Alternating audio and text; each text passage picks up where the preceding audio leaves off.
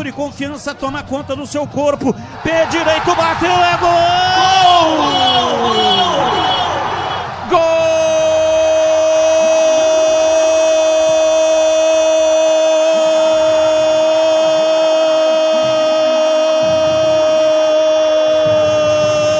Do Bugre!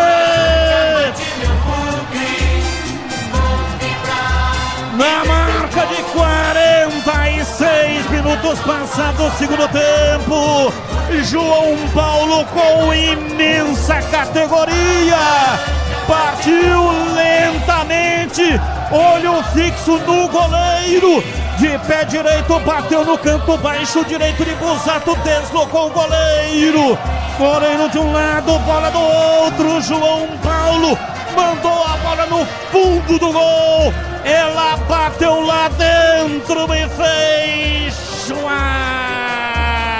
A bola gosta de rede, é de rede que a bola gosta. A torcida vibra do Brinco, vibra, vibra. Da pele até o osso, dá-lhe Guarani, dá-lhe Bugre, dá-lhe Guarani, dá-lhe Bugre. Hoje sempre Guarani. O espetáculo do futebol é o gol. E o Guarani faz o gol da vitória com João Paulo.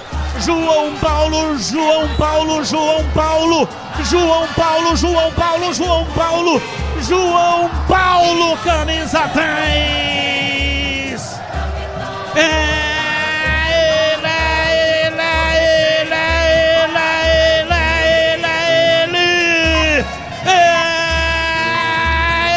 Ele, o autor do gol, amplia no Brinco. Guarani 2, Caxias 1. E o detalhe do gol é seu Breno Beretta. O detalhe para a categoria do João Paulo. Ele deslocou o goleiro Busato, que caiu para o canto esquerdo. Ele bateu no canto direito. Uma bola baixa, com muita categoria. O jogador camisa 10 do Guarani, fazendo o gol que pode ser o da vitória. Agora Guarani 2, Caxias 1 e muita festa da torcida bugrina aqui no Brinco, Batista. Há logo